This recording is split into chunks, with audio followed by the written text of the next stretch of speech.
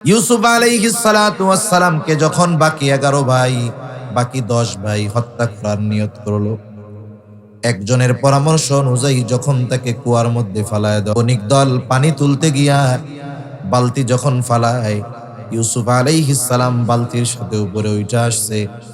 তাকায় দেখে, আরে সুন্দর, কত সুন্দর চেহারা।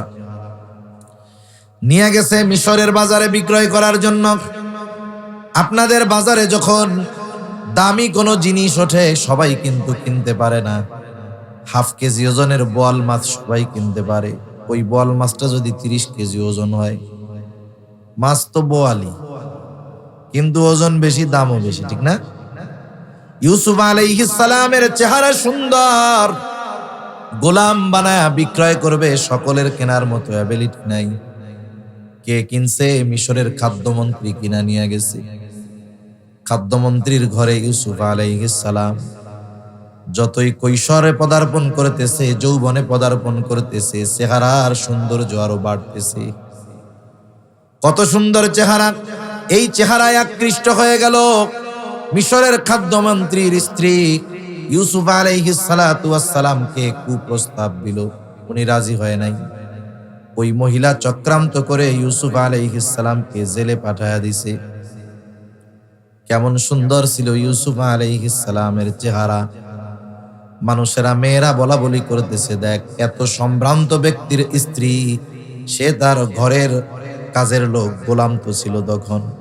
কই যে এর প্রেমে আসক্ত হইয়া কি করছে, দেখ লজ্জার ব্যাপার। সবার জবাব তো আর একসাথে দেওয়া সম্ভব না। এখন তো ডিজিটাল জামানা, কেউ আমারে কিছু কইলে ফেসবুকে স্ট্যাটাস দিলে সবাই জবাব পেয়ে গেল। জুলাইখা সব মহিলাদেরকে দাওয়াত দিছে। দাওয়াত দিয়া বলতেছে, সবাই বসো, দস্তরখান রেডি, খাবার রেডি, সবার হাতে এক একটা ফল আর এক একটা ছুরি। বলতেছে, তোমাদেরকে যখন বলবো তখন তোমরা ছুরি দিয়া ফল কাটা শুরু করবা। এইবার সবাই প্রস্তুত। ইউসুফ আলাইহিস সালামকে তাদের সামনে আনা হলো। সবাই ইউসুফ আলাইহিস সালামের দিকে তাকায়া আছে। এইবার জুলাইখা নির্দেশ দিছে, তোমাদের হাতের ছুরি দিয়া ফল কাটতে শুরু করো। মহিলারা সব তন্ময় হয়ে ইউসুফ আলাইহিস সালামের দিকে তাকায় আছে। ফল কাটার বদলে ছুরি দিয়া কোন সময় হাত কাটতেছে, হাত কেটে রক্তাক্ত করে ফেলতেছে। ওই সৌন্দর্যের দিকে তাকায়া এতটা তন্ময় হয়েছে যে কেউ হাত কাটতেছে কিন্তু টের পাইতেছে না। তারা বলতেছে, আরে এটা তো মানুষ না, মা হাদা বাশারা ইন হাদা ইল্লা মালাকুন কারীম। আরে এটা তো ফেরেশতা, এটা কি মানুষ হইতে পারে? কেমন সুন্দর ছিল ইউসুফ আলাইহিস সালাম। যাই হোক, এক সময় জেলখানায় দিছে। বাদশা স্বপ্নে দেখছে, সেই স্বপ্নের ব্যাখ্যা করছে। ওই ব্যাখ্যা কইরাই এক সময় মিশরের সর্বোচ্চ সুপ্রিম পাওয়ারের অধিকারী ইউসুফ আলাইহিস সালাম হয়ে গেছে। যেই সময় ইউসুফ আলাইহিস সালাম মিশর পরিচালনা করতেছেন, ওই সময় আশেপাশের সব দেশে দুর্ভিক্ষ। মিশর হলো ফিলিস্তিনের পাশেই, সব জায়গায় দুর্ভিক্ষ। প্রথম 7 বছর যেই ফসল উৎপাদন ভালো হয়েছে, স্বপ্নের ব্যাখ্যা। বাদশাহ এই কথাটা তার ভালো লাগছে। সে এমন ভাবে সম্পদ বা শস্য গুদামজাত করছে যে দুর্ভিক্ষের 7 বছর সে নিজের চাহিদা পূরণ কইরা, নিজের দেশের চাহিদা পূরণ কইরা আশেপাশের দেশের মানুষকেও সে খাদ্য শস্য দান করতে পারছে। যখন আশেপাশের মানুষরা শুনছে যে ওই জায়গায় গেলে তো শস্য পাওয়া যাবে, সবাই লাইনে লাইনে আসছে। এক একজন এক এক বস্তা পাবে। ইয়াকুব আলাইহিস সালামের ছেলে আরো 11 জন আছে, এই জন তো বাদশা জানে না। ইয়াকুব আলাইহিস সালামের ছেলেরা বলতেছে, আব্বা আমরা যাই, 10 ভাই আসছে, 10 বস্তা নিয়ে গেছে। উনি তো চিনা ফেলছে এরা আমার ভাই। যাই হোক, লম্বা ইতিহাস। এক সময় জানছে, ওনাদেরকে মাফ করে দিছে। সাথে সাথে বলছে, এক কাজ করো, আব্বারে বলছে যে আপনি আমার ভাইদেরকে সহ সবাই মিলে জেরুজালেম থেকে মিশরে চলে আসেন। দীর্ঘকাল ওনারা মিশরে থাকছে। এখন ফিলিস্তিনের অবস্থা পরিবর্তন। ওই সময় গোটা দুনিয়ার মধ্যে সবচাইতে উর্বর এবং সবচাইতে আধুনিক শহর ছিল জেরুজালেম। ওই দিক দিয়া ফেরাউনের জুলুম, আল্লাহ তাআলা চাইলো যে আপনি এদেরকে নিয়ে ওই দিক চলে যান। মুসা আলাইহিস সালাম আল্লাহর নির্দেশে রওনা দিয়ে দিলেন। সাগর পাড়ি দিয়ে এই পাড়ে চলে আসছে। আমি আর ওই ঘটনার দিকে যাব না, জানা আছে সবার। যখন এই পাড়ে আসছে, আল্লাহ তাআলা চাইলেন ওই জেরুজালেমের মালিকানা আল্লাহ পুনরায় বনি ইসরাইলের হাতে তুলে দিবে। কিন্তু দামি জিনিস সহজে পাইলে মানুষ কদর করে না। দেখবেন বাবা বিদেশে থাকে, কত কষ্ট করে, বাবা রক্তকে পানি বানায়া সম্পদ উপার্জন করে। একটা রিয়াল, একটা ডলার ভাঙার সময় 10 বার চিন্তা করে। ওই বাবা যখন তার কষ্টার্জিত সম্পদ বাড়িতে পাঠায়া দেয়, তার পোলা বাবার ওই কষ্টার্জিত সম্পদের মূল্যায়ন করতে পারে না, বরং বন্ধুদেরকে নিয়ে আড্ডা মাড্ডা দিয়া প্রতিদিন হাজার হাজার টাকা নষ্ট করে। আছে না নাই? দামি জিনিস সহজে পাইলে মানুষ কদর করে না। আল্লাহ তাআলাও চাইলেন এমন দামি জিনিসের মালিক আমি আল্লাহ তাদের বানাবো, যদি বিনা পরিশ্রমে অর্জন করে মূল্যায়ন করবে না। আল্লাহ তাআলা মূসা আলাইহিস সালামকে বললেন, পয়গম্বর, আমি ওদেরকে ওই জেরুজালেমের কর্তৃত্ব দিব, কোনো সন্দেহ নাই। তবে শর্ত হইল ওই জেরুজালেমে যারা শাসন করতেছে তাদের বিরুদ্ধে বনি ইসরাইলীদের জিহাদ করতে হবে। সম্মানিত উপস্থিতি, পবিত্র কোরআনুল কারীমের সর্বাধিক পাঠিত সূরার নাম হলো সূরাতুল ফাতিহা। প্রতি নামাজের প্রত্যেক রাকাতে সূরা ফাতিহা লাগেই, এটা জামাতে পড়া হোক আর একাকী পড়া হোক। জামাতে যখন পড়া হয় ইমামের কেরাত, মুসল্লির কেরাত, নিজে যখন পড়া হয় নিজেই পড়ি আমরা। সূরা ফাতিহার অনেকগুলো নাম আছে। সূরা ফাতিহার অনেকগুলো নামের মধ্যে একটি নাম হলো সূরাতুদ দুআ। নাম কি বলেন? কেন?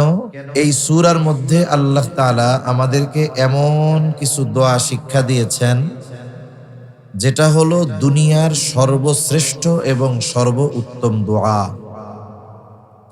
সূরা ফাতিহার মধ্যে আমরা কি দোয়া করি? দোয়া যেটা করি সেটা হলো ইহদিনাস সিরাতাল মুস্তাকিম। আল্লাহ, আপনি আমাদেরকে সিরাতে মুস্তাকিমের উপরে পরিচালিত করেন। এর সাথে সাথে আল্লাহ তাআলার কাছে কিছু মানুষের পথ থেকে পানাহ চাই। বলি, আল্লাহ, ওই পথ সিরাতাল্লাযীনা আনআমতা আলাইহিম, আপনি যাদের উপরে অনুগ্রহ করেছেন তাদের ওই পথের উপরে আমাদের পরিচালিত করেন।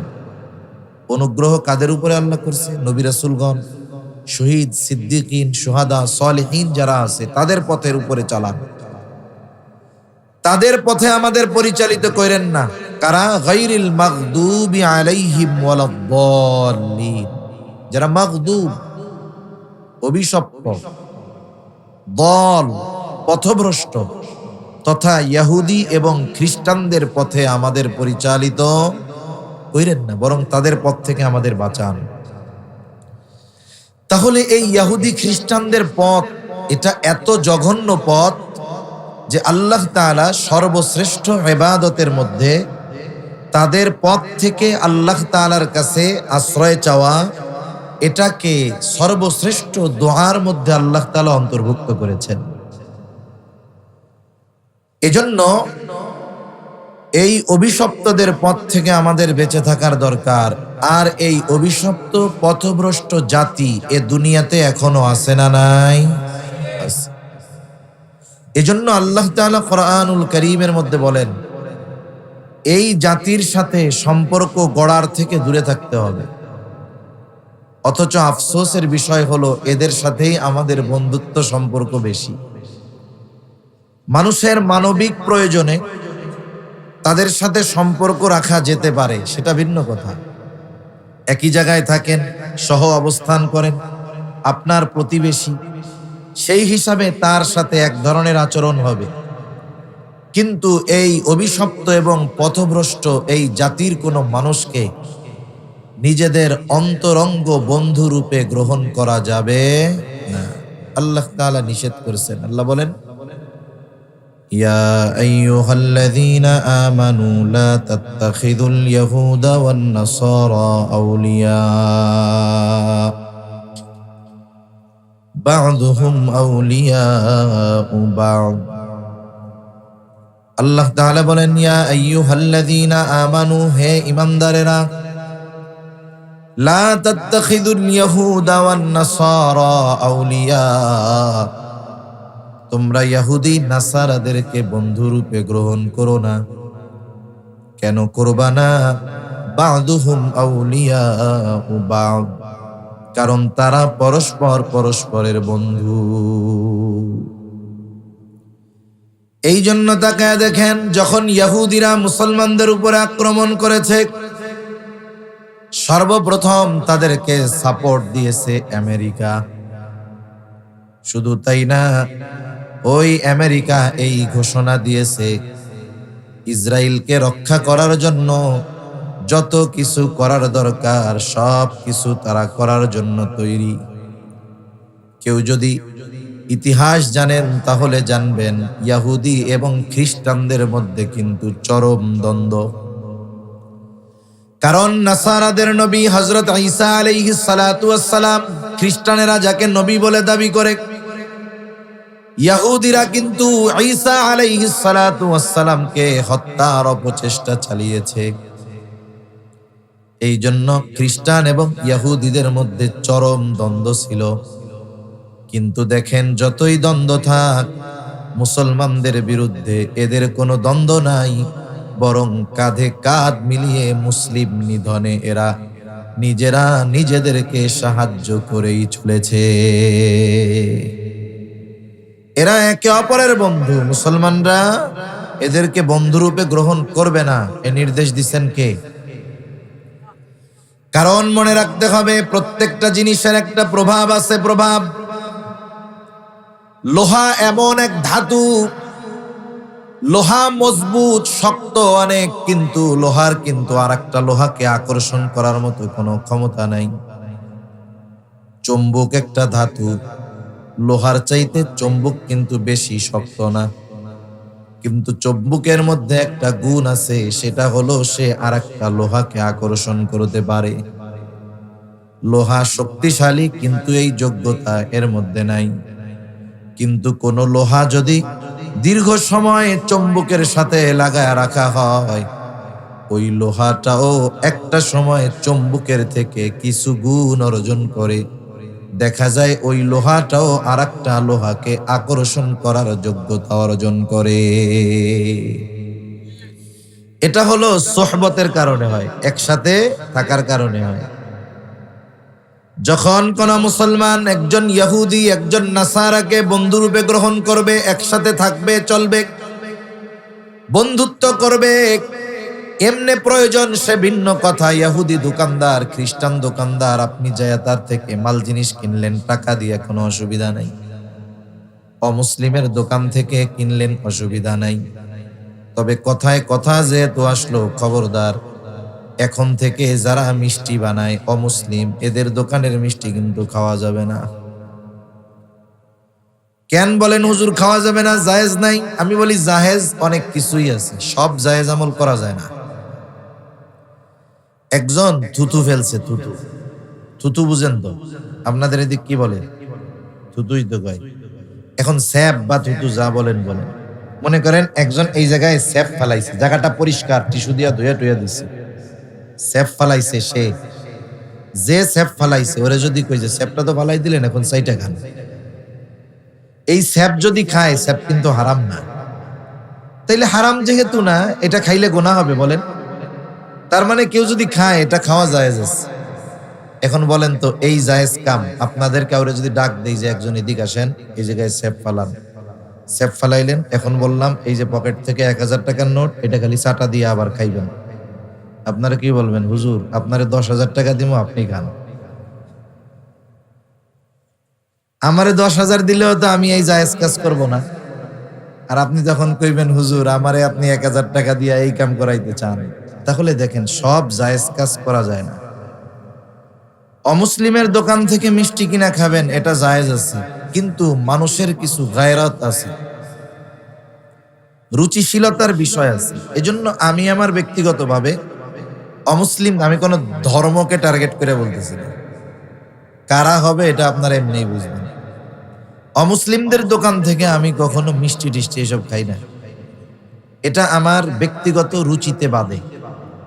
কিন্তু যখন ফেসবুকের মধ্যে দেখলাম যে এই মাসে মোল্লাদের 20 লিটার গোমূত্র খাওয়াই দিছি, তারা নিজেরা ফেসবুকে পোস্ট দিছে। আপনারা দেখছেন কেউ এই ছবিটা? দেখছেন?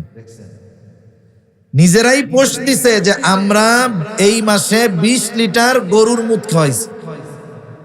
হাই হাই, সাথে সাথে নাকি গোবরও কিছু খাওয়াইছি। তা এই ধারা তারা অব্যাহত রাখতে বলছে আমাদেরকে খাওয়ানোর জন্য। এখন বলেন, ওরা যেহেতু এই কাজ করে, আগে শুনতাম, এখন ওরা আত্মস্বীকৃতি দিল যে হ্যাঁ আমরা এই কাজ করি, ঠিক না? এখন বলেন তো, এই নাপাক খাওয়া আমাদের জন্য ঠিক হবে? এখন আমরা তো এই বিষয়ে পরিপূর্ণ, আগে সংশয় সন্দেহ ছিল, এখন নিশ্চিত হইলাম যে ওরা এই কাজ করে। তাহলে ওই ধরনের খাবার খাওয়ার দ্বারা ঈমান দুর্বল হবে। আগে ছিল রুচির বিষয়, এখন হয়ে গেছে ঈমানই গায়রতের বিষয়, ঠিক কিনা? আবার দেখবেন অনেক সময় দোকানদার মুসলমান মিষ্টি বানায় অমুসলিমরে দিয়া। আমি এই দোকানগুলো মিষ্টি কিনতে গেলে জানাশোনা আছে কয়েকটা, আমি আগে দেখি যে আসলে মিষ্টি বানায় যে আল্লাহর বান্দা সে কে। মুসলমান মালিক হইলেই হবে না, কম পয়সায় যখন কারিগর পায় ওদেরকে দিয়া বানাবে। এজন্য খোঁজ নেই যে যে বিক্রি করতেছে দোকান যার মুসলিম, কারিগর মুসলিম কিনা, এরপরে দেখায় মিষ্টি কিনে। কমপক্ষে ও যা খাওয়াক খাওয়াক, ময়লা টয়লা সোয়াবিন পাম অয়েল খাওয়াবে, গরুর মূত্র আর খাওয়াবে না। কোন কথার থেকে গেলাম? সব জায়েজ কাজ করা যায় না। সেই জন্য আপনি তাদের দোকান থেকে কিনবেন, কোনো অসুবিধা নাই, সদাই পাতি করবেন, অসুবিধা নাই, কিন্তু তার সাথে বন্ধুত্বের সম্পর্ক হতে পারবে না।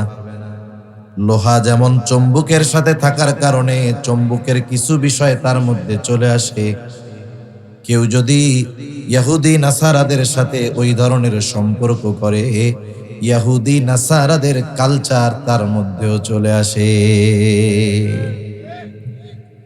সেজন্য আল্লাহ রাব্বুল আলামিন জানায় দেয়, এই অভিশপ্তদের সাথে বন্ধুত্ব করবা না। এরা কেমন অভিশপ্ত? ইহুদিরা কেন অভিশপ্ত? তারা অভিশপ্ত হওয়ার কারণ কি? কোরআনুল কারীমের মধ্যে অনেক কারণ পাওয়া যায় তারা অভিশপ্ত। এক নম্বর, অন্যতম কারণ, এই জাতি ছিল সর্বোচ্চ অকৃতজ্ঞ এক জাতি, নাশকরগুজার জাতি। অকৃতজ্ঞ কাকে বলে?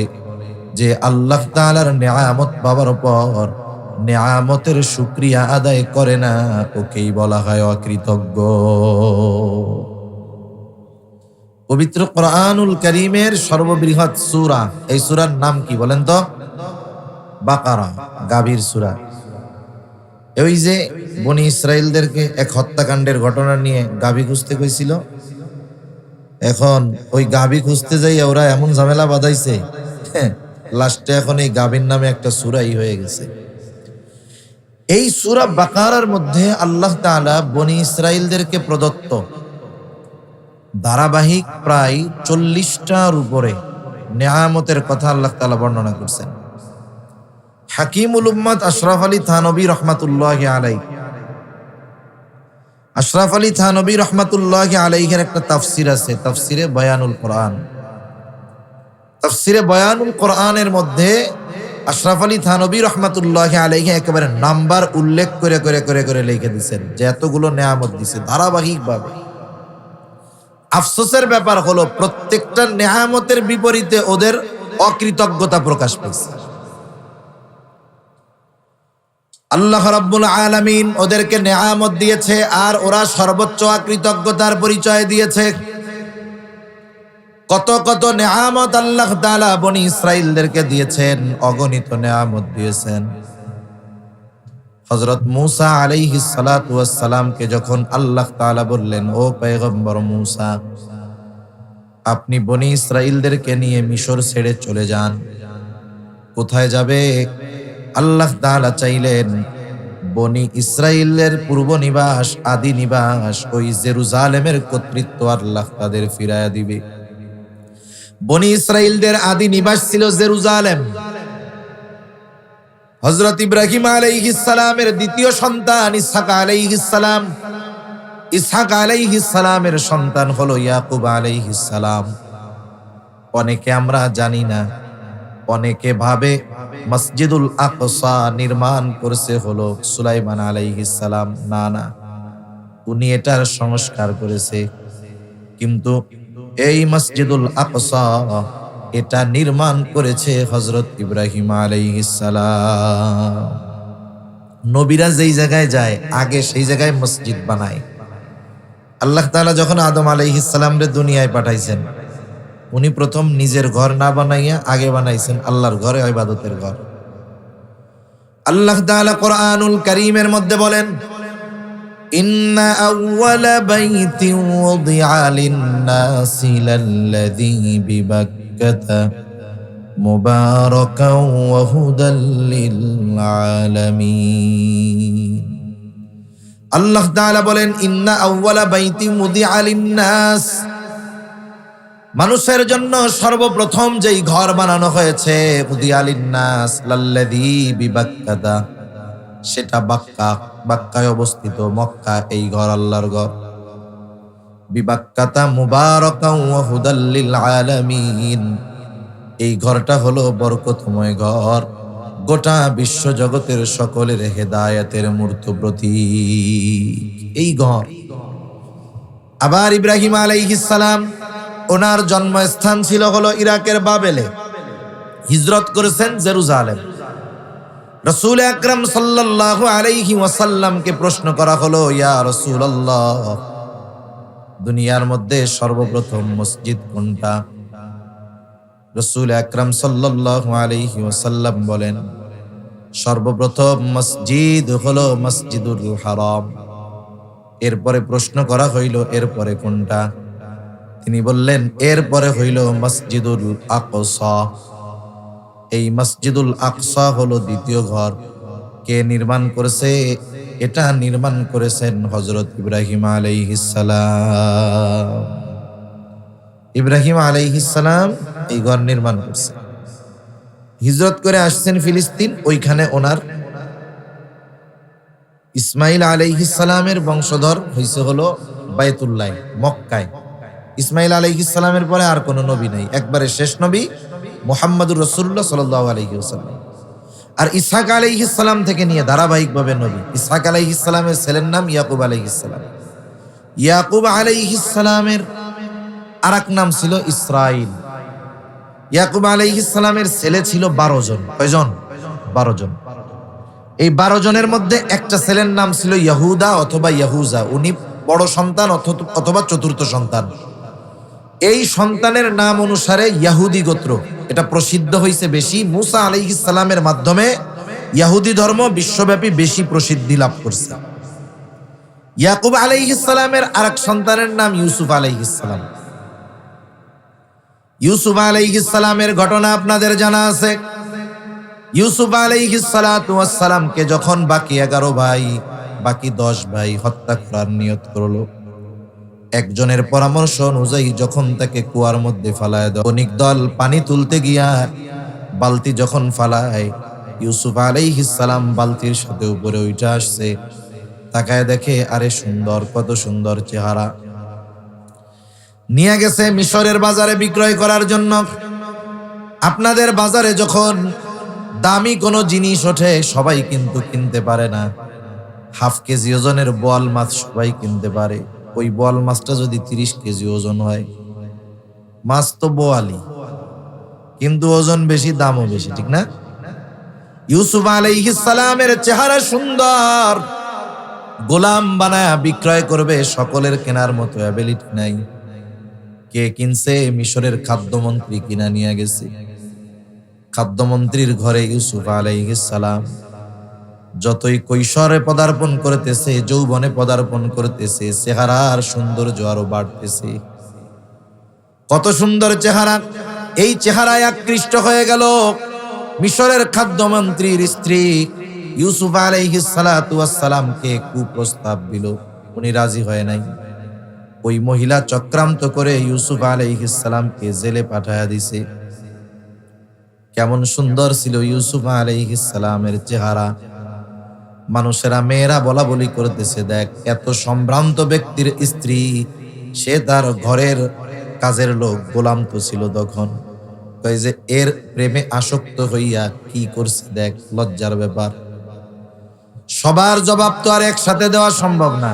এখন তো ডিজিটাল জামানা, কেউ আমারে কিছু কইলে ফেসবুকে স্ট্যাটাস দিলে সবাই জবাব পেয়ে গেল। জুলাইখা সব মহিলাদেরকে দাওয়াত দিছে, দাওয়াত দিয়া বলতেছে সবাই বসো, দস্তরখান রেডি, খাবার রেডি, সবার হাতে এক একটা ফল আর এক একটা ছুরি। বলতেছে তোমাদেরকে যখন বলবো তখন তোমরা ছুরি দিয়া ফল কাটা শুরু করবা। এইবার সবাই প্রস্তুত। ইউসুফ আলাইহিস সালামকে তাদের সামনে আনা হলো। সবাই ইউসুফ আলাইহিস সালামের দিকে তাকায়া আছে। এইবার জুলাইখা নির্দেশ দিছে, তোমাদের হাতের ছুরি দিয়া ফল কাটতে শুরু করো। মহিলারা সব তন্ময় হয়ে ইউসুফ আলাইহিস সালামের দিকে তাকায়া আছে। ফল কাটার বদলে ছুরি দিয়া কোন সময় হাত কাটতেছে, হাত কেটে রক্তাক্ত করে ফেলতেছে। ওই সৌন্দর্যের দিকে তাকায়া এতটা তন্ময় হয়েছে যে কেউ হাত কাটতেছে কিন্তু টের পাইতেছে না। তারা বলতেছে, আরে এটা তো মানুষ না, মা হাদা বাশারা ইন হাদা ইল্লা মালাকুন কারীম। আরে এটা তো ফেরেশতা, এটা কি মানুষ হইতে পারে? কেমন সুন্দর ছিল ইউসুফ আলাইহিস সালাম। যাই হোক, এক সময় জেলখানায় দিছে। বাদশাহ স্বপ্নে দেখছে, সেই স্বপ্নের ব্যাখ্যা করছে। ওই ব্যাখ্যা কইরাই এক সময় মিশরের সর্বোচ্চ সুপ্রিম পাওয়ারের অধিকারী ইউসুফ আলাইহিস সালাম হয়ে গেছে। যেই সময় ইউসুফ আলাইহিস সালাম মিশর পরিচালনা করতেছেন, ওই সময় আশেপাশের সব দেশে দুর্ভিক্ষ। মিশর হলো ফিলিস্তিনের পাশেই, সব জায়গায় দুর্ভিক্ষ। প্রথম 7 বছর যেই ফসল উৎপাদন ভালো হয়েছে, স্বপ্নের ব্যাখ্যা। বাদশাহ এই কথাটা তার ভালো লাগছে। সে এমন ভাবে সম্পদ বা শস্য গুদামজাত করছে যে দুর্ভিক্ষের 7 বছর সে নিজের চাহিদা পূরণ কইরা, নিজের দেশের চাহিদা পূরণ কইরা আশেপাশের দেশের মানুষকেও সে খাদ্য শস্য দান করতে পারছে। যখন আশেপাশের মানুষরা শুনছে যে ওই জায়গায় গেলে তো শস্য পাওয়া যাবে, সবাই লাইনে লাইনে আসছে। এক একজন এক এক বস্তা পাবে। ইয়াকুব আলাইহিস সালামের ছেলে আরো 11 জন আছে, এই জন তো বাদশাহ জানে না। ইয়াকুব আলাইহিস সালামের ছেলেরা বলতেছে, আব্বা আমরা যাই, 10 ভাই আসছে, 10 বস্তা নিয়ে গেছে। উনি তো চিনা ফেলছে এরা আমার ভাই। যাই হোক, লম্বা ইতিহাস। এক সময় জানছে, ওনাদেরকে মাফ করে দিছে। সাথে সাথে বলছে, এক কাজ করো, আব্বারে বলছে যে আপনি আমার ভাইদেরকে সহ সবাই মিলে জেরুজালেম থেকে মিশরে চলে আসেন। দীর্ঘকাল ওনারা মিশরে থাকছে।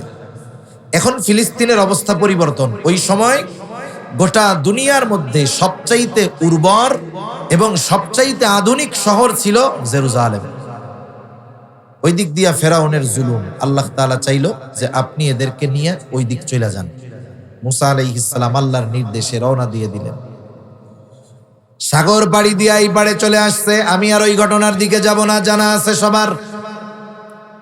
যখন এই পাড়ে আসছে, আল্লাহ তাআলা চাইলেন ওই জেরুজালেমের মালিকানা আল্লাহ পুনরায় বনি ইসরাইলের হাতে তুলে দিবে।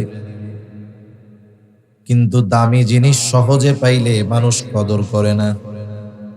দেখবেন বাবা বিদেশে থাকে, কত কষ্ট করে।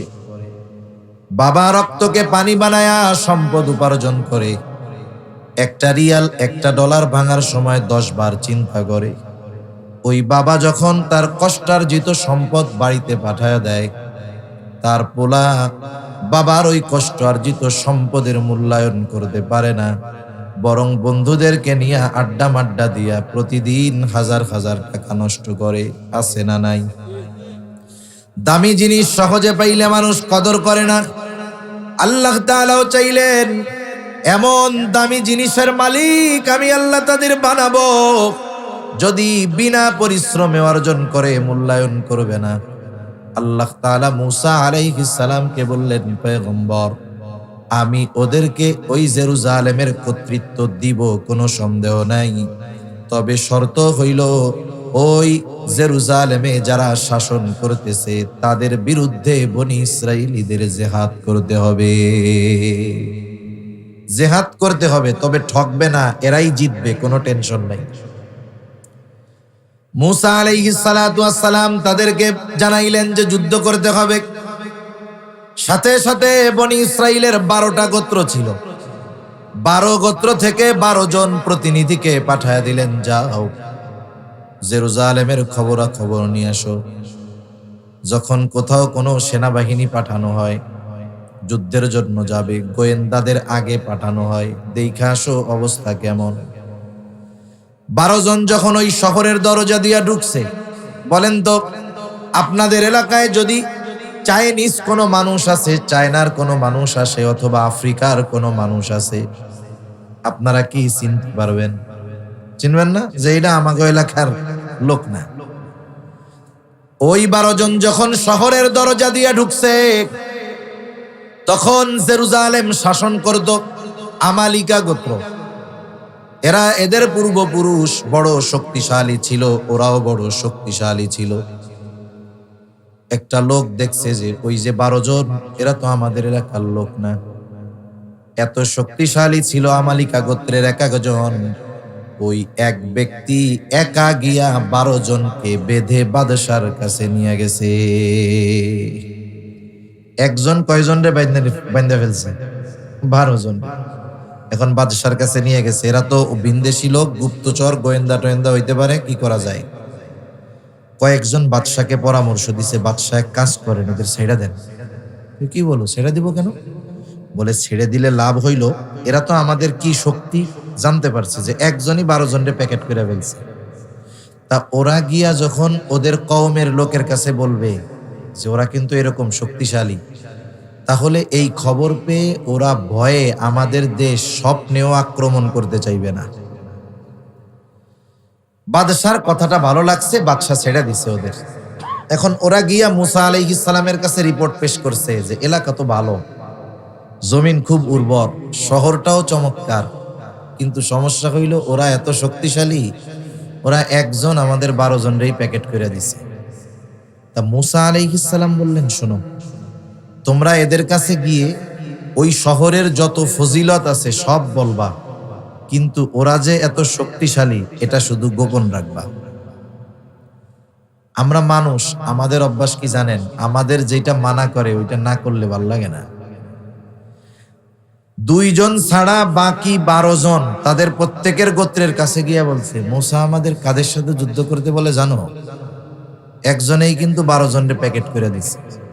এমনিই তো ও জাতি যুদ্ধ করতে রাজি না, যখন শুনছে এত শক্তিশালী, কয় এই যে বসলাম মরবো তবু যুদ্ধ করব না।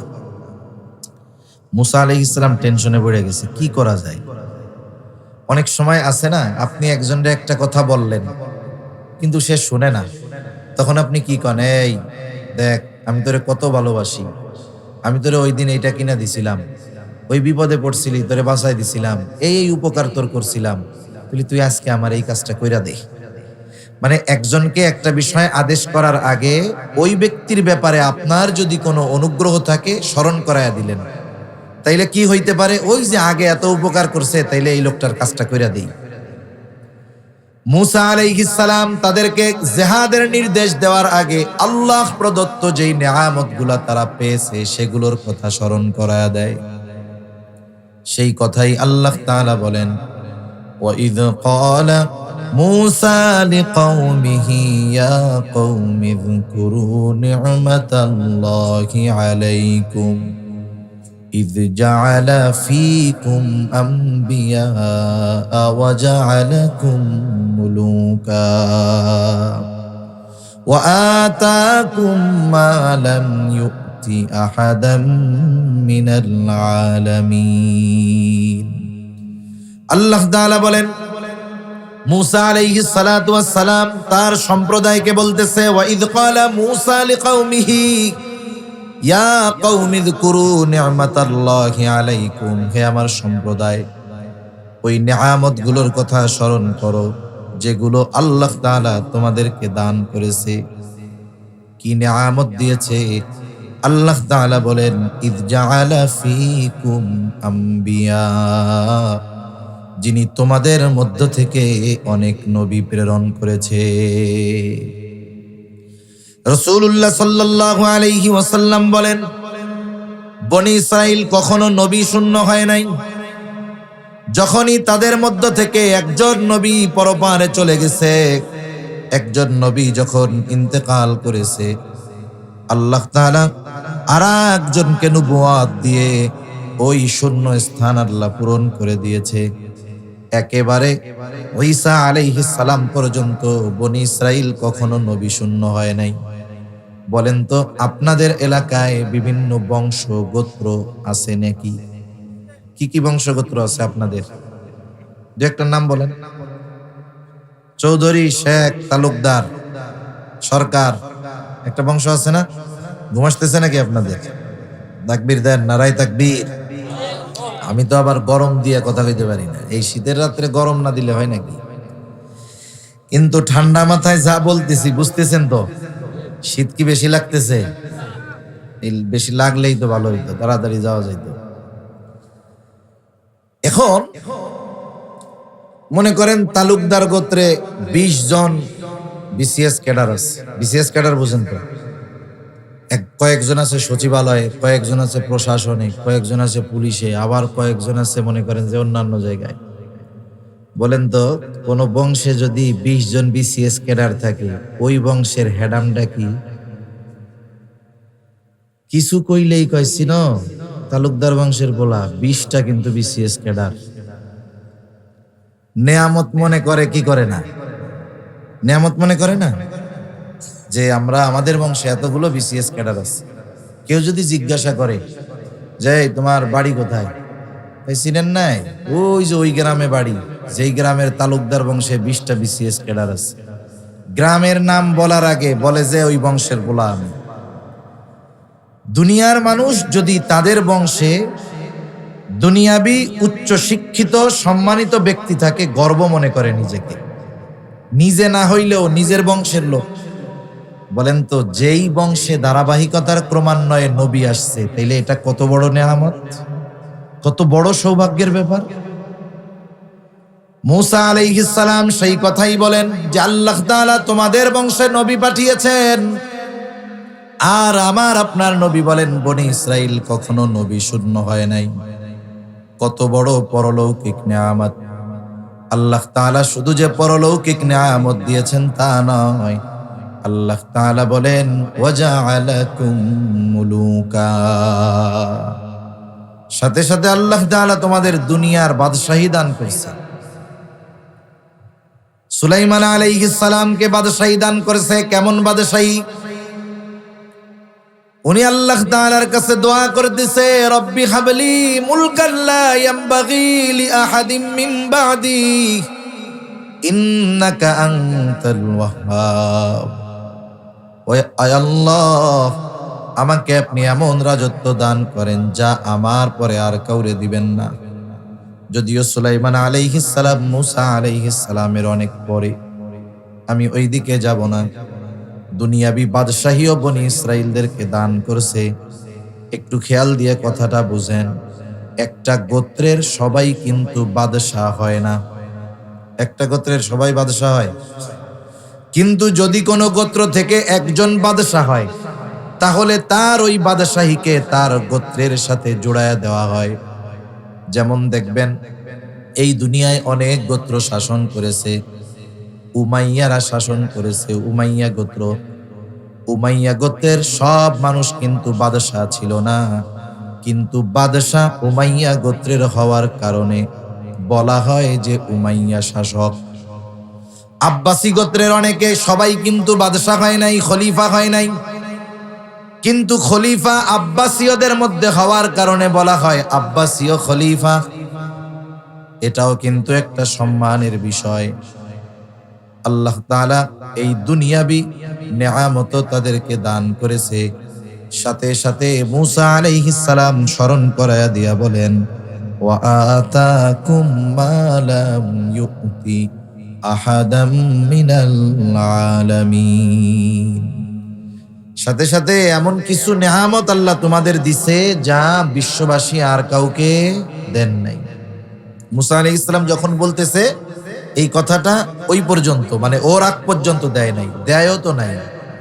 কেমনে সমুদ্রের মধ্যে দিয়ে রাস্তা বানায়া ওদেরকে চলাচলের ব্যবস্থা করে দিছে। ওরা চিন্তা করেছে ঘরবাড়ি নাই, থাকমু কেমনে, আকাশের মেঘকে ওদের জন্য ছাদ বানায়া দিছে। এত মানুষ না খাইয়াই তো মরবো মনে হয়। আল্লাহ বলেন না খাইয়া মরবি কেন, মারতে চাইলে তো ফেরাউনের হাতে মাইরা তোদেরকে শহীদ বানায় দিতাম, মর্যাদা বেশি হইতো। যেহেতু ওর হাতে মারি নাই, সাগরের মধ্য দিয়ে রাস্তা বানায় আনছি, না খাওয়াইয়া আমি আল্লাহ মারবো না। আসমানি খাবারের ব্যবস্থা আল্লাহ করে দিছে, সুবহানাল্লাহ বলেন। এইরকম দামি দামি নেয়ামতের কথা মুসা আলাইহিস সালাম স্মরণ করায় দিয়া বলতেছে, এখন তো আল্লাহ তো একটু জেহাদের আদেশ দিছে। কি আদেশ? ইয়া কওমি দখুলুল আরদাল মুকদ্দাসাতাল্লাতী কাতাবাল্লাহু লাকুম ওয়ালা তারতাদ্দু আলা আদবারিকুম ফাতানকালিবু খাসিরিন। মুসা আলাইহিস সালাম বলতেছে, হে আমার সম্প্রদায়, তোমরা ওই পবিত্র শহরের মধ্যে ঢুকে পড়ো, পবিত্র জমিনের মধ্যে ঢুকে পড়ো। আল্লাহ তাআলা জেরুজালেম মসজিদুল আকসাকে পবিত্র ভূমি বলছে। আমার আসলে মনে চাইছিল আরেকটা ওয়াজ করি, কিন্তু বিষয় যেহেতু এটা করলাম, যেহেতু রজব মাস আসছে, আবার মসজিদ শব্দটা পোস্টারে বড় করে লেখা আছে, আমার মন চাইছিল আমি মসজিদুল আকসার ফজিলত নিয়ে আলোচনা করি, কিন্তু যেহেতু অন্য দিক, ওইটা আর বলার সুযোগ নাই। মসজিদুল আকসা জেরুজালেমকে আল্লাহ তাআলা পবিত্র ভূমি বলে অভিহিত করেছেন কোরআনুল কারীমে। মুসা আলাইহিস সালাম বলতেছে, ওই পবিত্র জমিনের মধ্যে তোমরা ঢুকে পড়ো। কোন জমিন? বলে আল্লাতী কাতাবাল্লাহু লাকুম, যেই জমিনের মালিকানা আল্লাহ তোমাদের জন্য লিখে রেখেছে। তার মানে যুদ্ধ করার আগে যুদ্ধ জয়ের ঘোষণা আল্লাহ দিচ্ছে, সুবহানাল্লাহ বলেন। এখন তোমাদের কাম হইল খালি তোমরা ওই জমিনে ঢুকবা, ওরা যত শক্তিশালী হোক কোনো টেনশন নাই। তবে একটা কাজ করবা না, সামনের দিক যাবা তো যাবা, পেছনের দিকে ফিরবা না। ওয়ালা তারতাদ্দু আলা আদবারিকুম ফাতানকালিবু খাসিরিন, যদি পেছনের দিকে ফিরো তোমরা ক্ষতিগ্রস্তদের অন্তর্ভুক্ত হয়ে যাইবা। কত দরদ নিয়ে আগাম জয়ের সুসংবাদ দিয়ে মুসা আলাইহিস সালাম তাদেরকে ওই জমিনে প্রবেশ করার জন্য অনুরোধ করলেন, আদেশ করলেন। কিন্তু ওই যে আগে 10 জন আইসা কি কইছিল রে, খবরদার, একজন কিন্তু 12 জনের প্যাকেট করে ফেলছে। এরা কতটা অবাধ্য, আল্লাহ তাআলা, আল্লাহর রাসূল, আল্লাহ নির্দেশ দিছে, সেইটা না মেনে ওই 10 জনের কথা মনে রাইখা জবাব দিচ্ছে মুসা আলাইহিস সালামের কথার। কি বলতেছে?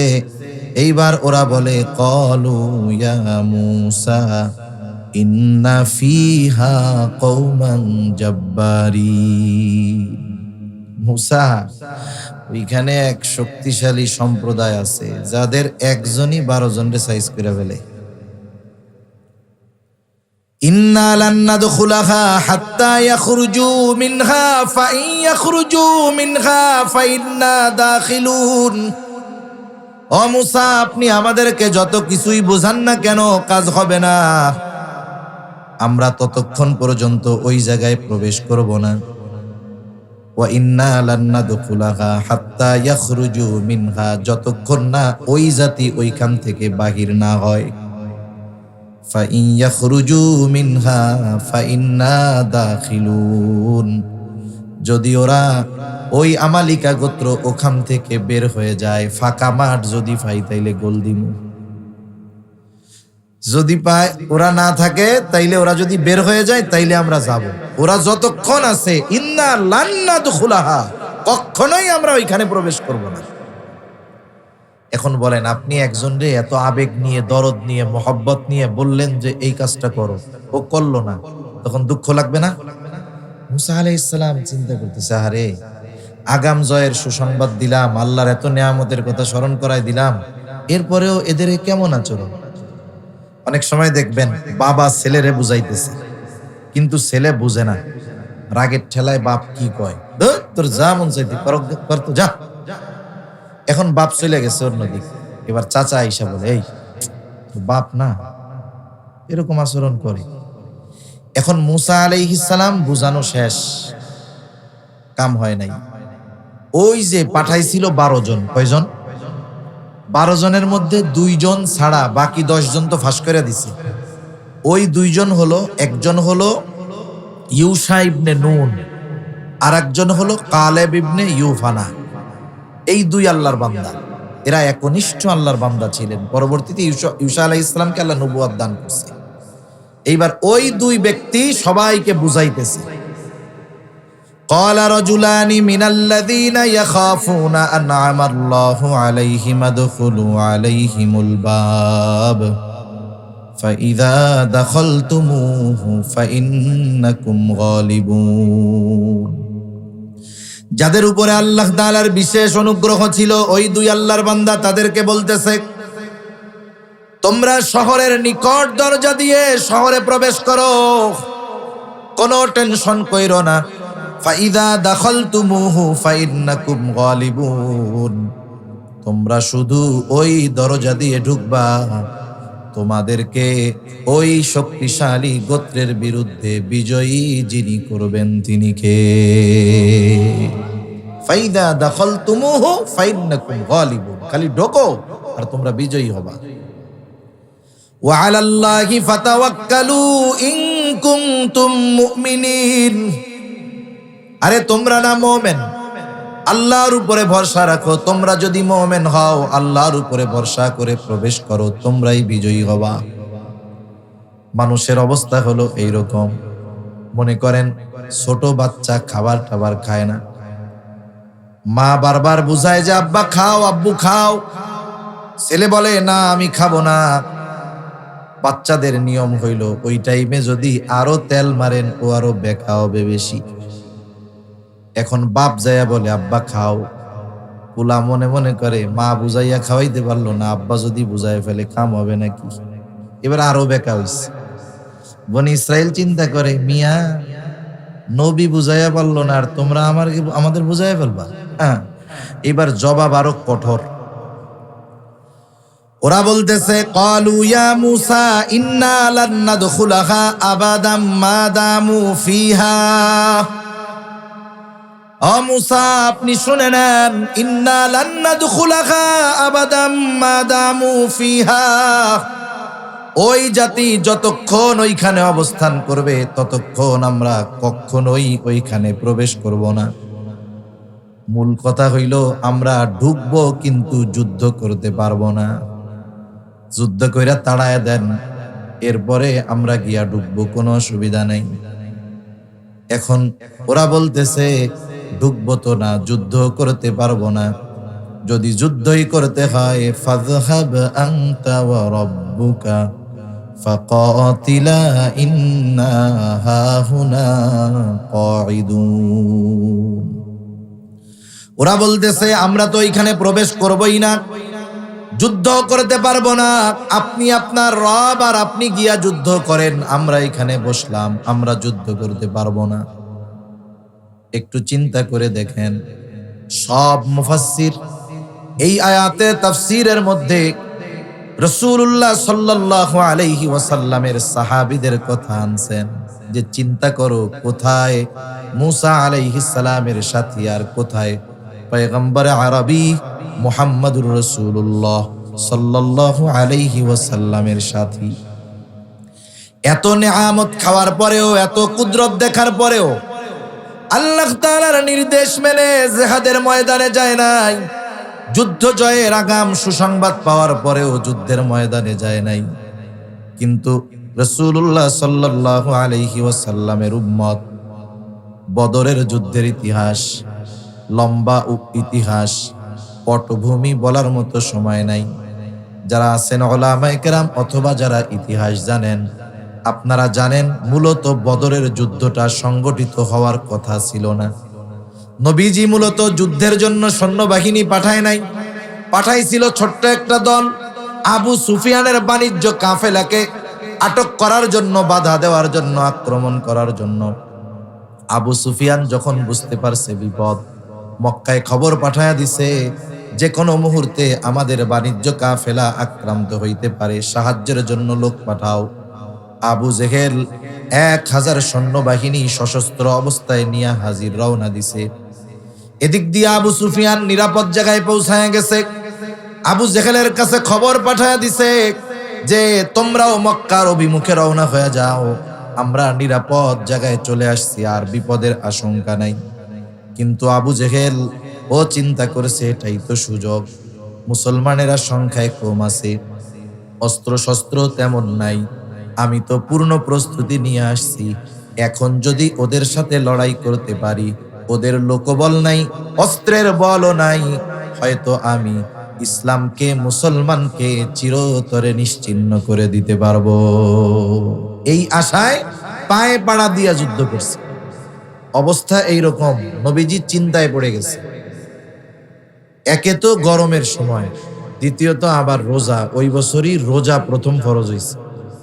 আরবের কি গরম, রোজা রেখে ওই গরমের মধ্যে যুদ্ধ না কইরা আর কোনো উপায় নাই। নবীজি সাহাবায়ে কেরামদের নিয়ে পরামর্শ করতেছেন। মুহাজিরদের কাছে সর্বপ্রথম পরামর্শ চাইলেন কি করা যায়। মুহাজির যারা মক্কা থেকে মদিনায় হিজরত করছে, তারা বলতেছে ইয়া রাসূলুল্লাহ, আমরা তো ঈমান এনেছি, দ্বীনের জন্য সব ছাড়ছি, আমরা যুদ্ধ করতে প্রস্তুত, কিন্তু সংখ্যায় বেশি আনসারেরা, যুদ্ধের জন্য তাদের সহযোগিতা দরকার। নবীজি চিন্তা করতেছিলেন, না জানি আনসারেরা বলে বসে ইয়া রাসূলুল্লাহ, আপনারা আসলেন মদিনা মক্কা থেকে, থাকার জায়গা দিলাম, সব দিলাম, এখন কি আবার জীবনও দিতে বলেন নাকি? নবীজি আনসারদের পরামর্শ চাইলেন কি করা যায়, যুদ্ধ করব কি করব না। আনসারদের মধ্য থেকে সাদ বিন মুআজ রাদিয়াল্লাহু তাআলা আনহু দাঁড়ায় গেল। সাদ বিন মুআজ রাদিয়াল্লাহু তাআলা আনহু বলে ইয়া রাসূলুল্লাহ, আপনি আমাদের কাছে জানতে চান আমরা কি বলবো, আমাদের মত কি?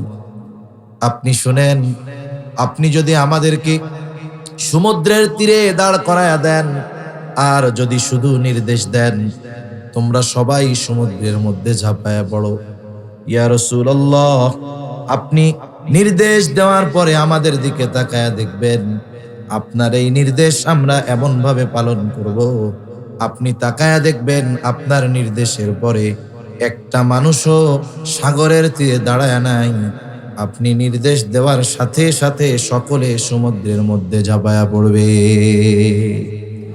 আপনি আমাদের মত চাইতেছেন, আমরা তো আপনার কথা মানার জন্য এরকম তৈরি। আরেকজন বলে ইয়া রাসূলুল্লাহ, আমরা আপনার সামনে পেছনে ডানে বামে চতুর্দিকে অবস্থান নিয়ে যুদ্ধ করব। ইয়া রাসূলুল্লাহ, আপনি তাকায়া দেখবেন, আমাদের যুদ্ধ দেখে আপনি সন্তুষ্ট হয়ে যাবেন।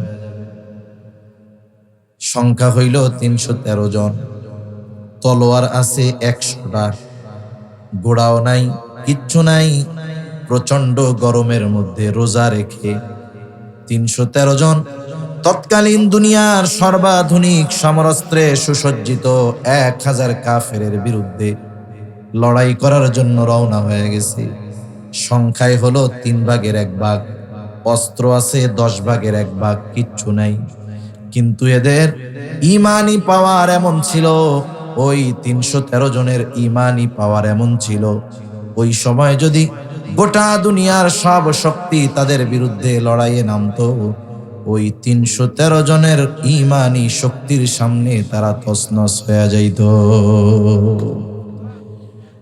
মুফাসসিরিনে কেরাম বিষয়টা আনছেন এই জন্য যে নবীজির আদেশ পালনার্থে সাহাবায়ে কেরাম কেমন ছিলেন। এই জন্যই তো আল্লাহ সুবহানাহু ওয়া তাআলা পবিত্র কোরআনুল কারীমের মধ্যে সাহাবায়ে কেরামের প্রশংসা বর্ণনা করছেন। আল্লাহ তাআলা বলেন, মুহাম্মাদুর রাসূলুল্লাহ ওয়াল্লাযীনা মাআহু আশিদ্দাউ আলাল কুফফার রুহামাউ বাইনাহুম তারাহুম রুকআন সুজদান ইয়াবতাগুনা মিন ফাদলিল্লাহ يبتغون فضلا من الله ورضوانا سيماهم في وجوههم من أثر السجود ذلك مثلهم في التوراة ومثلهم في الإنجيل মুহাম্মদ সাল্লাল্লাহু আলাইহি ওয়াসাল্লামের এই সঙ্গীরা দুনিয়ায় আসার আগে আল্লাহ তাআলা এদের প্রশংসা তাওরাতের মধ্যে করেছেন, ইনজিলের মধ্যে করেছেন। আর আমরা যখন খুলি শুধু বনি ইসরাইলের বদনাম, ঠিক না? আর আল্লাহ তাআলা এই সাহাবায়ে কেরাম এরা দুনিয়ায় আসার হাজার হাজার বছর আগে মুসা আলাইহিস সালামের উপর নাজিল হয়েছে তাওরাত, ঈসা আলাইহিস সালামের উপরে নাজিল হয়েছে ইনজিল। ওই তাওরাত ইনজিলের মধ্যে এই আবু বকর, ওমর, উসমান, আলী রাদিয়াল্লাহু তাআলা আনহুম সহ যত সাহাবায়ে কেরাম আছে সবার প্রশংসা আল্লাহ তাআলা করছে, সুবহানাল্লাহ বলে। এজন্য পবিত্র কোরআনুল কারীমের ছোট্ট একটা সূরা, সূরা কাউসার, আল্লাহ তাআলা বলেন ইন্না আ'তাইনাকাল কাউসার, আমি আপনাকে কাউসার দান করেছি। তা কাউসারের তাফসীর আপনারা শুনছেন। কাউসার অর্থ যে শুধু যে হাউজে কাউসার তা না। কাউসারের মূল ব্যাখ্যা মুফাসসিরিনে কেরাম বলেন কাউসার মানে হলো আমি আপনারে অতি বেশি বেশি দিছি। কাউসারের ব্যাখ্যায় মুফাসসিরিনে কেরাম বলেন নবীজির সাথী, সাহাবী, সঙ্গী এরাও কাউসার। কারণ এমন একদল সঙ্গী নবীজিকে আল্লাহ তাআলা দিয়েছে যা গোটা দুনিয়ার কোন পয়গম্বর এমন কোন সঙ্গী সাথী পায় নাই, সুবহানাল্লাহ। আল্লাহ তাআলা স্বয়ং প্রশংসা করেছেন তাদের উপরে যে আল্লাহ সন্তুষ্ট, এটা আমাদের না জানাইলেও হইতো, কিন্তু আল্লাহ তাআলা জানাইছেন রাদিয়াল্লাহু আনহুম ওয়া রাদু আন। দেখেন তাদের উপরে যে আল্লাহ সন্তুষ্ট এ কথাটা জানানোর জন্য আগে আল্লাহ বলতেছেন যে আমি আল্লাহ ওদের উপরে আগে সন্তুষ্ট, ওরাও আমার উপরে সন্তুষ্ট। আল্লাহ যে সন্তুষ্ট এই কথা আগে আল্লাহ বলতেছে, এইটা বলতেছে না যে ওরা আমার উপরে রাজি খুশি এই জন্য আমিও ওদের উপরে রাজি খুশি, বরং আল্লাহ বলতেছেন যে আমি ওদের উপরে রাজি খুশি, এটা আগে বলছেন আল্লাহ। তা যাই হোক, ওই দিক গেলে আর এক আলোচনার মধ্যে চলে যাবে। মুসা আলাইহিস সালামের সাথীরা বলতেছে ফাযহাব আনতা ওয়া রাব্বুকা ফাকাতিলা ইন্না হাহুনা কাঈদুন। মুসা আপনি আর আপনার রব গিয়ে জিহাদ করেন, আমরা এখানে বসলাম, নড়তে চড়তে পারবো না। বলেন তো এই কথা শোনার পরে মুসা আলাইহিস সালামের কষ্ট লাগবে কি লাগবে না? এত কষ্ট লাগছে মুসা আলাইহিস সালাম আল্লাহর কাছে দোয়া করে বলে ক্বালা রাব্বি ইন্নী লা আমলিকু ইল্লা নাফসি ওয়া আখি ফাফরুক বাইনানা ওয়া বাইনাল কওমিল ফাসিকিন। মুসা আলাইহিস সালাম বলতেছে ও রব, ইন্নী লা আমলিকু ইল্লা নাফসি ওয়া আখি, আমি আমার নিজের উপরে আর আমার ভাইয়ের উপরে ছাড়া আর কারো উপরে আমার নিয়ন্ত্রণ নাই। ওই দুইজনও এদের মধ্যে শামিল, এরা ছাড়া আর কারো উপরে আমার নিয়ন্ত্রণ নাই, ওরা আমার কথা শোনে না, মানে না। সুতরাং আল্লাহ ফাফরুক বাইনানা ওয়া বাইনাল কওমিল ফাসিকিন, আপনি এই ফাসিকদের থেকে আমারে আলাদা করে দেন, এদের সাথে আমি আর থাকতে চাই না। উম্মতের আচরণে নবীজি কত মর্মাহত কষ্ট যে নবী মুসা আলাইহিস সালাম বলতেছে ওদের থেকে আলাদা করে দেন, আমি আর থাকতে চাই না। আল্লাহ তাআলা মুসা আলাইহিস সালামকে সান্ত্বনা দিলেন, একটা হলো ওদের ওই অপরাধের শাস্তি, দ্বিতীয় ওনার একটু সান্ত্বনা দিয়েছেন। আল্লাহ তাআলা বলেন ক্বালা ফাইন্নাহা মুহাররামাতুন আলাইহিম 40 সানা ইয়াতিহুনা ফিল আরদ ফালা তা'সা আলাল কওমিল ফাসিকিন। এই ফাসিক সম্প্রদায়ের আচরণে আপনি কষ্ট পায়েন না। শোনেন, এরা যে এমন আচরণ করলো, ক্ষতি তো ওদেরই হইছে। এই অকৃতজ্ঞতার কারণে, সীমা লঙ্ঘনের কারণে, অবাধ্যতার কারণে ক্ষতি ওদেরই হইছে। যেই জিনিসটা আমি আল্লাহ ওদেরকে সহজে দিয়ে দিতাম, অকৃতজ্ঞতার কারণে, অবাধ্যতার কারণে, সীমালঙ্ঘনের কারণে এটাকে আমি ওদের জন্য 40 বছর নিষিদ্ধ করে দিলাম, হারাম করে দিলাম, পাবে না। এখন মূসা আলাইহিস সালামের সাথে এমন আচরণ করলো। সকালবেলাই বলে, মূসা আমরা আর এইখানে থাকবো না, মিশরে চলে যাব। এইবার সকালবেলায় হাঁটা শুরু করছে, হাঁটতেছে মিশরের দিকে। হাঁটতে হাঁটতে সকালবেলা হাঁটা শুরু করে, যখন সন্ধ্যায় হাঁটা থামায়, দেখে সকালে যেইখান থেকে হাঁটা শুরু করছে সন্ধ্যায় আইসা সেই জায়গায় হাজির। আবার পরের দিন হাঁটা শুরু করেছে, সকাল থেকে সন্ধ্যা পর্যন্ত হাঁটছে, সন্ধ্যার সময় আইসা দেখে আবার সেই জায়গায় হাজির। এইভাবে 1-2 দিন না, পুরা 40টা বছর সারাটা দিন আল্লাহ তাআলা এই বনি ইসরাইলদেরকে শুধু হাঁটানোর উপরে রাখছে। এই 40 বছর তিহ ময়দানের মধ্যে খালি ঘুরছে। 40 বছরের মধ্যে মূসা আলাইহিস সালাম দুনিয়া থেকে চলে গেছে, হারুন আলাইহিস সালামও চলে গেছে। এরপরে ইউশা ইবনে নুনকে আল্লাহ তাআলা নবুয়ত দিয়েছেন। ওনার নেতৃত্বে বনি ইসরাইলেরা তওবা করে আমালিকা গোত্রের সাথে যুদ্ধ করছে, আল্লাহ তাআলা তাদেরকে বিজয় দান করছে। এরপরে দীর্ঘকাল ব্যাপী বনি ইসরাইলের উত্থান পতনের ইতিহাস আছে। একবার দৌড়ানি খাইছে, আবার আসছে, এভাবে করতে করতে সর্বশেষ খ্রিস্টীয় প্রথম শতাব্দীতে চূড়ান্তভাবে জেরুজালেম থেকে তাদেরকে বাইর করে দেওয়া হয়েছে। একেবারে 2000 বছর প্রায় ওরা জেরুজালেমে মসজিদুল আকসায় ঢুকতে পারে নাই। ঠিক, ওদের মনে কি ঢোকার ইচ্ছা ছিল না? ছিল। ওই ইচ্ছা ওরা পূরণ করেছে 20 শতাব্দীর শুরুতে দ্বিতীয় বিশ্বযুদ্ধের পরে ব্রিটেন এবং আমেরিকার সহযোগিতায়, সাথে সাথে মুসলিম নামধারী মুনাফিকদের গাদ্দারির কারণে ইহুদিরা ওই ফিলিস্তিনের পবিত্র ভূমিতে পুনরায় বসতি স্থাপনের সুযোগ পেয়েছে। ঠিক কিনা বলেন? এজন্য সম্মানিত উপস্থিতি, এই ফিলিস্তিনের সাথে গোটা মুসলিম উম্মার সম্পর্ক আছে। এটা মনে করার সুযোগ নাই যে এই জেরুজালেম, ফিলিস্তিন, গাজার মুসলমানদের উপরে আক্রমণ করতেছে, ওটা একটা দেশ, এটা ভাবার সুযোগ নাই। কারণ ওই মসজিদুল আকসা জেরুজালেমের সাথে মুসলমানদের সম্পর্ক, ইমানের সম্পর্ক, আমলের সম্পর্ক। ঠিক কিনা বলেন? কয়েকটা কথা বলেই আমি আলোচনা শেষ করে দিব। কেন এই জেরুজালেমের সাথে আমাদের সম্পর্ক? জেরুজালেমে সবচাইতে বেশি নবীদের আগমন ঘটছে। ওই জেরুজালেম শহরের আশেপাশে সব জায়গা দিয়ে সবচাইতে বেশি নবী রাসূলদের কবর আছে। আপনারা জেরুজালেমের ম্যাপ যারা দেখছেন, একটা হলো ওল্ড সিটি, একটা হলো নিউ সিটি। ওল্ড সিটিটার পুরো চারদিক দিয়ে দেওয়াল আছে, ভিতরে